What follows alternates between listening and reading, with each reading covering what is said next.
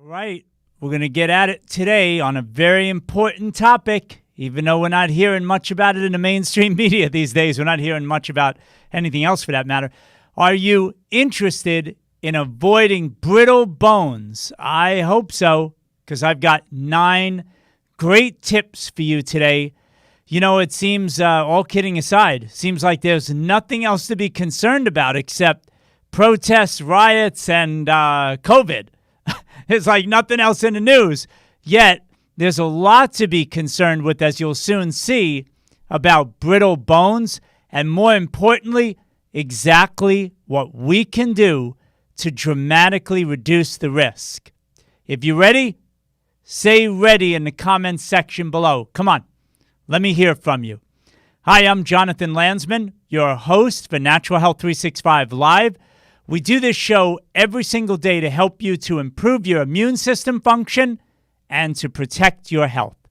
This show is live every single day, Monday to Friday, and we go at 12 noon Eastern Time. So if you're new to this show, do me a big favor right now and type new, N-E-W, in the comments section. I definitely want to say hello to you. So come on, don't be shy. Put new in the comments section below. All right. So I said that this is a very serious problem, even though we don't hear, I would say, just about anything in the news. Get this stat. I looked it up this morning to make sure I'm up to date. It really doesn't change a whole lot. 54 million people have low bone density or osteoporosis. And a lot of people are heading in that really dangerous direction of not just lower bone density, which granted is something that happens to you as you get older. By about 30 years old, you're done. And then it starts to go down your bone density. Nothing wrong with that in and of itself. The problem is so many people, to the tune of millions and millions, are at a great risk for osteoporosis, especially postmenopausal women, because of so many other circumstances that are going on in terms of our lifestyle, poor eating. We're going to talk about some great tips today, but that really is what's putting too many at risk. And if you go, I mean, it sounds like a joke, but it's not. If you go to the conventionally produced websites that you'll see, the number one page on most of the search engines out there in search of ways to avoid osteoporosis, to be quite blunt with you, it's a joke. There's really not much there at all. They'll say exercise, of course, eat better, yeah, it's great. It's related to lifestyle, great. But again, as I've often said with so many of these serious health problems, there's not enough specifics to make it very, very clear for the individual, hey, that's a great idea. I could do that. But you've got to make it simple and clear for more people to get turned on to this. And the simple truth is, most are not hearing this in the conventionally trained medical doctor's office because, again, most people don't even realize how they're being subjected to, what's your chief complaint? Great. Medication, prescription, over-the-counter, not a big deal, big deal. Okay, take that drug. If it doesn't work, refer you to a specialist. If that doesn't work with testing, then boom, surgery or something else more extreme. That's the system. It's a sick care system. Imagine just trying to go to your doctor and he says, what's your chief complaint? You say, well, I'm fine. What should I do? They wouldn't tell you anything. So I say all of this, you understand, because if you share this show with somebody, you need to understand that this is the kind of information that a lot of people need to hear. They need to understand who they're hiring, and I literally mean that, who they're accepting care from, and don't expect something from someone that you're not going to get it from, right? If you're looking for the tips that I'm going to lay out for you today from a conventionally trained doctor, it's completely unrealistic, not because they can't figure it out. It's just that they haven't been trained. This is the system that they do. What's your complaint? Give you a drug. If things don't work out, send you to a specialist, surgery. This is the route of the sick care system, and it's all they have time for. So I'm happy that you're spending time with me today. Let's get right to these tips. But first, let's also understand really quick, why is this happening? As I said, not exercising, poor diet, poor lifestyle. We get it. That's the general idea. But let's hit on 3 important points. Acidic condition. Your body tends to be too acidic for too long. And yes, we've got to get into why. Too many toxins. Exposure to too many toxins. And again, this takes time. That's why most people aren't learning about this in a doctor's office setting. It's not going to happen. What is your exposure level? Is it from water? Is it from food? Is it in your airspace in your home? Is it another environmental toxin? Home care product? Personal care product? What is it? Excuse me. Or could it be a combination of things going on that is making your body way too damaged from toxic exposure? And then, of course, excuse me, of course, the other biggie is poor nutrition. Mineral deficiencies, which is the obvious thing when we're talking about bones that are literally starving for not just calcium, but all minerals in its complex form. They're starving. They're deprived. And this poor nutrition isn't only just you don't eat the best that you should. Maybe you make great efforts even to eat well. But with toxicity and a very acidic condition, it's very difficult to even absorb those nutrients. So you can see how this is all very related to each other. The main point I want to make here is that depending on where you're at, what your situation is, you need to clean it up. Everybody's different, but certainly those people are predisposed to bone weaknesses. That's number one, genetic predisposition to osteoporosis, yes, but with these poor lifestyle factors or overexposure to toxins, that's what's really threatening somebody's bone health. The good news is, and there is good news, that a lot of this, even if you're genetically predisposed to having weak bones or any other health issue, is that you can protect yourself, dramatically reducing the risk, and it's with a lot of these tips we'll uncover today. 9 action steps that you could take. So here we go again. Everybody get ready. Pen and paper, get it out, or you can watch the recording of this to kind of get it again. But I would jot this stuff down, and if you feel you've got another tip, do me a favor.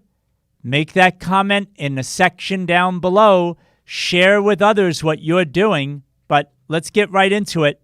First one is more conventional. Eat more veggies, yes, but conventionally speaking, they're not emphasizing the importance of organic.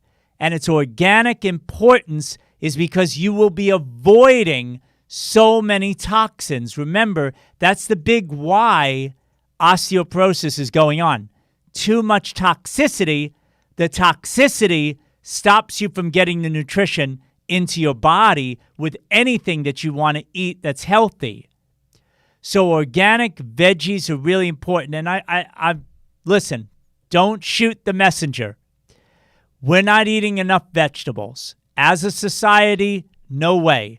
The fiber is great to get into the system from fruits and vegetables that are not processed, organic fruits and vegetables, to kind of scrub and clean the insides and move debris out of our body to help our bowels to operate well and to get that good elimination system working right. But it's also more important that we eat more for the nutrition as well. Most people are eating way too little. A little small bowl of salad once a day is just simply not enough.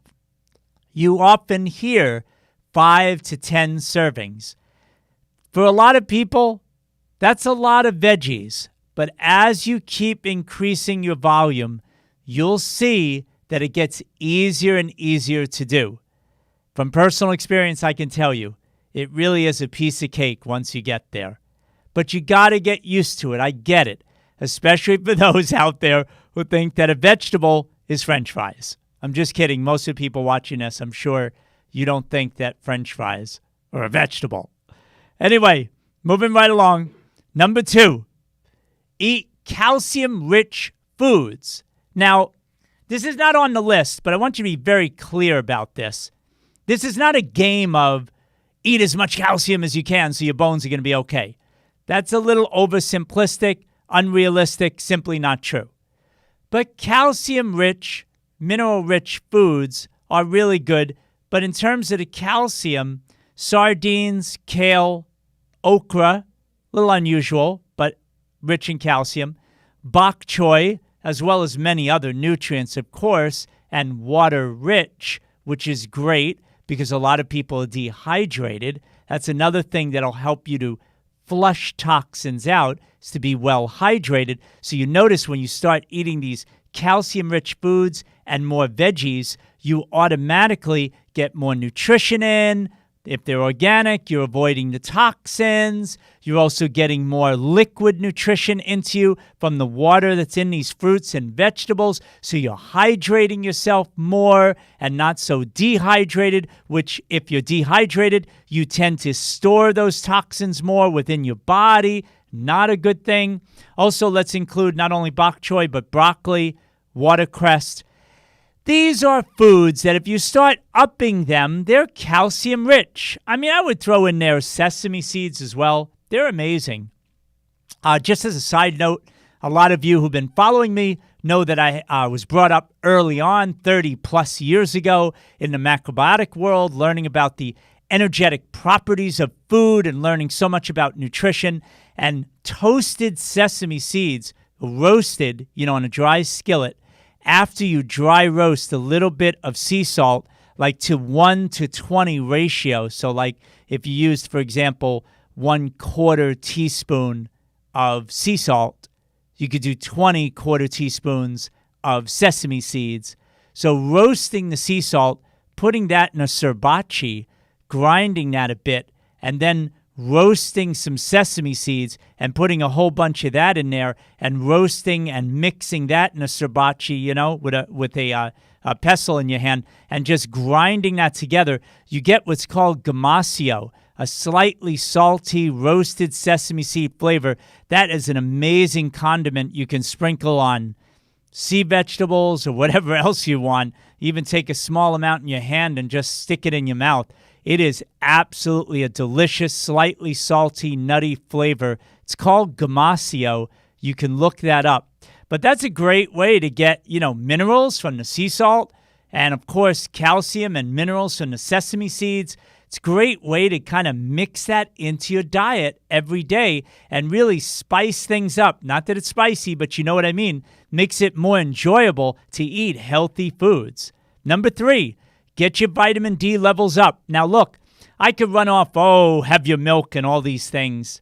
It's a bunch of nonsense. If you're, like a lot of people, too low in your vitamin D levels, and we're looking at nanograms per milliliter, it's a simple blood test that you get. Most of the integrative healthcare providers that I've worked with and all the programs, well over 500 that I've produced, they all have talked about how too many people are grossly deficient in vitamin D. It's not going to get up by just eating more vitamin D-rich food. It's a very unrealistic thing to say. Just like if you were grossly deficient in vitamin C, well, you're just going to have a whole bunch of oranges, 25, 30, 50 oranges a day, so you can get thousands of milligrams of vitamin C. That's kind of ridiculous. It's not going to happen. It's not practical. So for vitamin D levels to go up, the number one place is sun exposure. But here's the tricky part, and it's why so many people are deficient. Number one, most people tend to live above 30 degrees latitude. So that's something that unless you can change it, that just is what it is. And another thing is most people are not exposing most of their skin to the sun. It's not enough just to have your face up to the sun for a few minutes a day. 20 minutes of most of your body fully exposed to the sun should work. But remember, the darker your skin, the harder it is to get those rays to get in to produce the vitamin D, the more time you'll need. Now, I'm not suggesting you do anything where you're going to burn yourself, but it's just important to keep it in mind. And vitamin D supplementation most definitely is going to be something that you will want to consider. And the cofactors that help you to get that D into your body, which will then help you to get enough of the calcium that you want where it belongs in the cells as well, and to make up strong, healthy bones. So vitamin D is important, and if you need to take the supplements, you got to remember the other things that you're going to need as well, like the next one, number 4, that I'm going to talk to you about, vitamin K2. Now, food-wise, you can get it from natto and sauerkraut. I will tell you, natto would be like number 1 in terms of a food source for vitamin K2, but that's an Asian side dish, if you will, a little condiment that is really an acquired taste. I got to warn you, if you don't know anything about natto, you open up a container of that, the smell is, I mean, I can't think of anything else but to tell you, it's horrific. All right. And the taste is pretty nasty as well. So if you're desperate and you want the K2 that way, great. But of course, vitamin D and vitamin D3 and vitamin K2 and other cofactors like the magnesium and boron and zinc that you can get in a vitamin D, a good quality vitamin D supplement, that will pretty much be your ticket and you'll be okay. So just to keep these things in mind, these are things that are all designed to keep your bones healthy and strong all your life, even if you're losing bone density. Losing bone density does not automatically mean osteoporosis. It's just for a lot of people, the way they're living their life, that's what tends to happen, where millions fall victim to osteoporosis, which is brittle bones at a great risk of breaking, fracturing, and completely breaking on just very innocent little falls even, or banging yourself. That's how bad it can get. That's how brittle your bones can be. You don't want to get there where they really get pitted with lots of holes in the bone area, especially around the hips. That's where it could be life-threatening for older people when they break their hips. So, okay, number 5. Hey, if these are helpful tips, by the way, do me a big favor. Give me a little feedback. Come on, light up the comments section and let me know that you're liking the direction that this is going. And hey, even if it's on your mind, you'd like to learn about another topic, I have no problem with you jumping into the comments section and just letting me know something else that you would like me to cover in future Natural Health 365 live shows. So do me a favor right now, as we take a break before we get to number 5, let me know what you think about the content so far here, or if you want to jump in because something's on your mind, hey, Jonathan, would you please cover this topic in a future show? I'd love to hear from you right now. Jump in and put that comment in the comment section below. Okay, so number 5, omega-3 fatty acids. Okay, we've heard that a lot. Really good. Now, it is important because this part of being too acidic and being chronically inflamed on a cellular level, which is all bad news for everything in your health, especially when it comes to absorbing nutrition and keeping your bones healthy, is this idea that way too many people on a standard American diet, sad, we all get that, it's a very sad diet, are way too jacked up with omega-6 fatty acids, very pro-inflammatory. Mainly, a lot of it's coming from all these vegetable oils in chips, in bread, in you name it. I mean, peanut butter even, which you would think is just peanuts and salt or peanuts only. And then they put in all these vegetable oils. They're seeping into so many processed foods.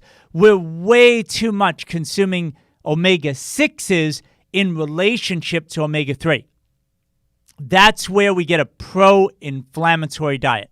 The truth is we got to tone down to 6, and we got to keep the ratio 1-to-1, 1-to-2, kind of like that. Not 1-to-20. 1 part omega-3, 20 parts omega-6. That's way out of line. So bring it down a little bit closer to each other. And omega-3s, wild salmon, bold on that, folks, and underline wild salmon. Not your farm-raised, horribly unhealthy salmon, which is completely the wrong ratio within that fish. And you're eating that fish also with all the toxicity associated with farm-raised fish. You're really asking for a world of hurt. So I wouldn't run your body on that. You got to be careful of your source. Again, I make no money on this, but personally speaking, I go to Vital Choice. This is a great trusted source for seafood. When you taste it, you will be blown away. It'll be very hard for you to ever go to a restaurant again and even think like you're eating something good when you start eating, especially the salmon and the other seafoods you'll see there at Vital Choice. But wild salmon's a great choice. I wouldn't eat a lot of that per week, but again, once, twice a week, you're starting to get that into your diet. It's a healthy part of the mix of what you could be eating in your diet. Nuts and seeds as well. Organic walnuts, Brazilian nuts, all these things are very good, delicious to have. Seeds, sesame seeds, pumpkin seeds, right? Things like this are really great to have as well. Chia seeds. Again, make sure they're organic to avoid the toxicity, but these are great sources of omega-3 fatty acids. Number 6, I mentioned it briefly before about a couple of the cofactors that help you to absorb the vitamin D and get your vitamin D levels up in a hurry, in an effective, safe way. Magnesium and zinc absolutely help you to maintain bone density. So as long as you live, you tend to retain what you've got much longer in a healthy way if you have sufficient levels of magnesium and zinc. And again, remember, just eating a healthier diet is so huge in terms of avoiding toxicity and getting those nutrients that our body, every cell in our body, every bone in our body desperately needs. The more toxic you are, the more acidic you are, the more cellular inflammation you have, the harder it is for you to get the right nutrition into your body. So again, keep in mind magnesium and zinc, really good to have. Number 7, strength training. You've heard it a lot. You do not have to be a bodybuilder. This is just about challenging your muscles, whether it be just standing up. Here we'll do a brief little quick little demonstration, some squats. That's a little something. Of course, there's a lot more to doing a good squat. Lunges with your body weight, push-ups off your feet, straight-legged or off of your knees.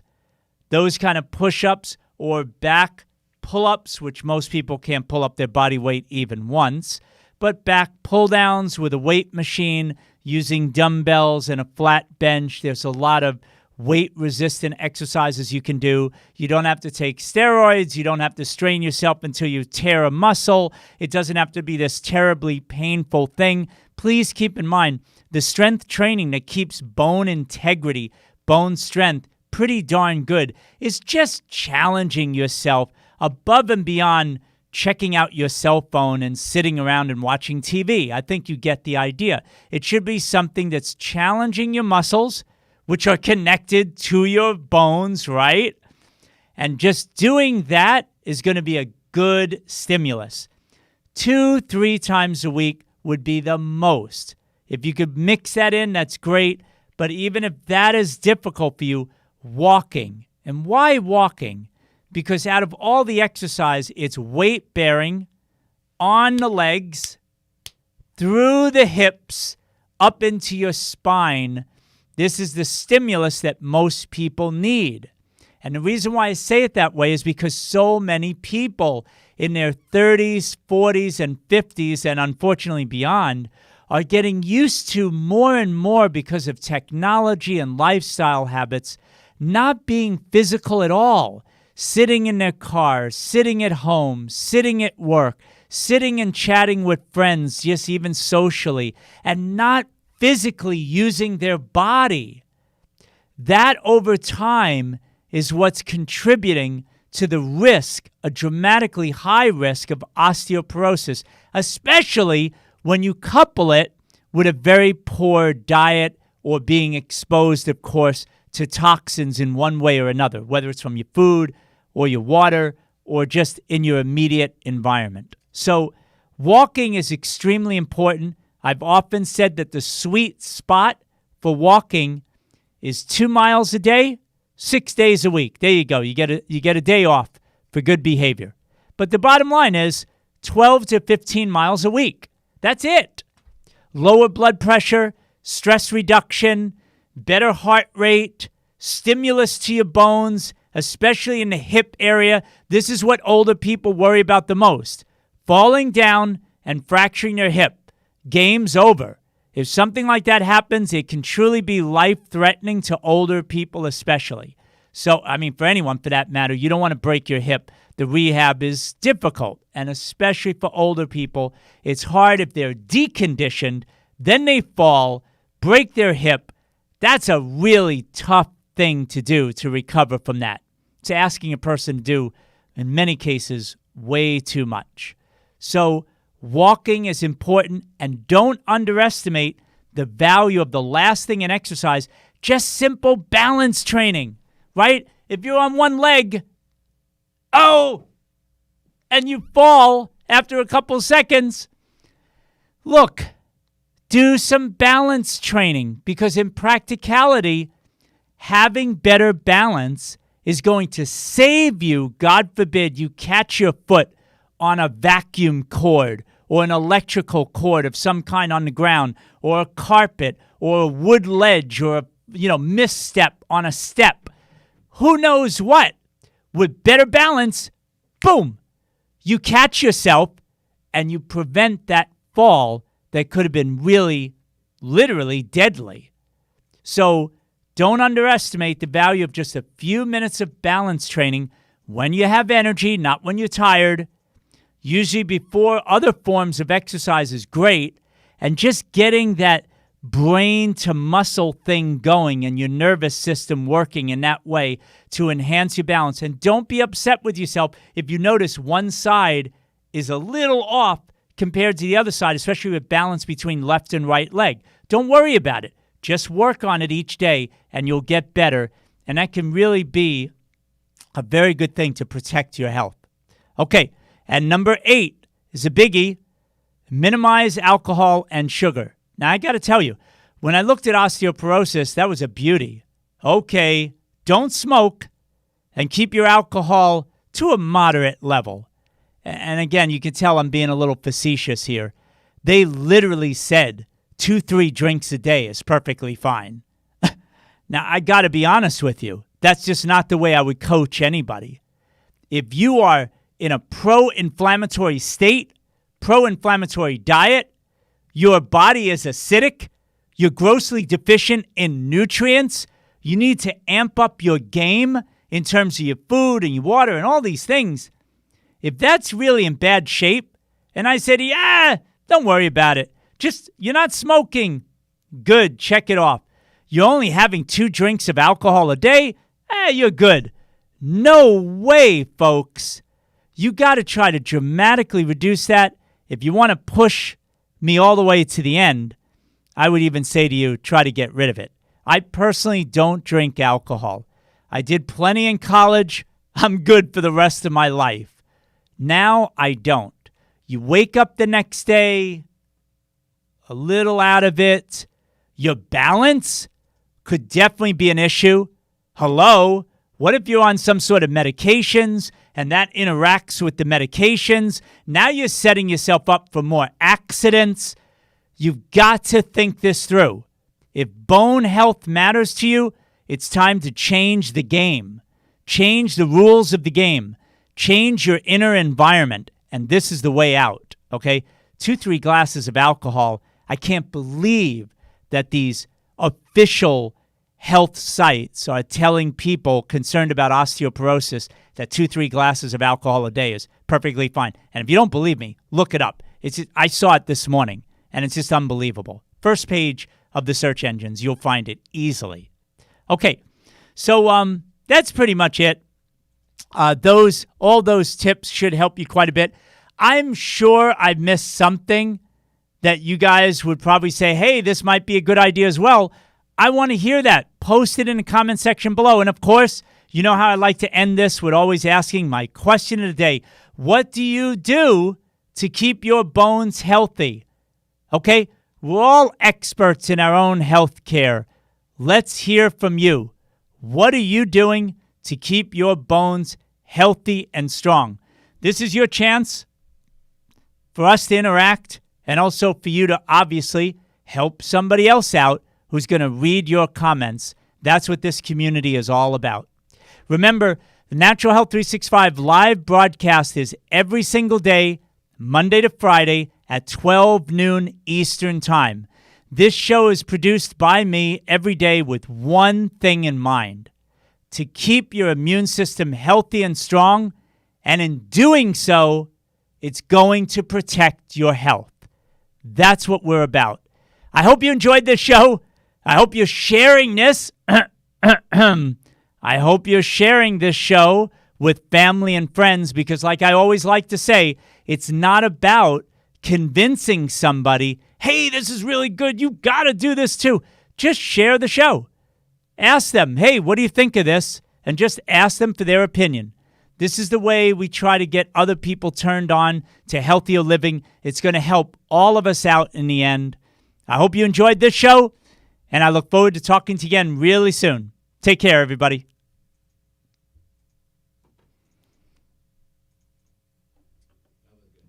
Yeah?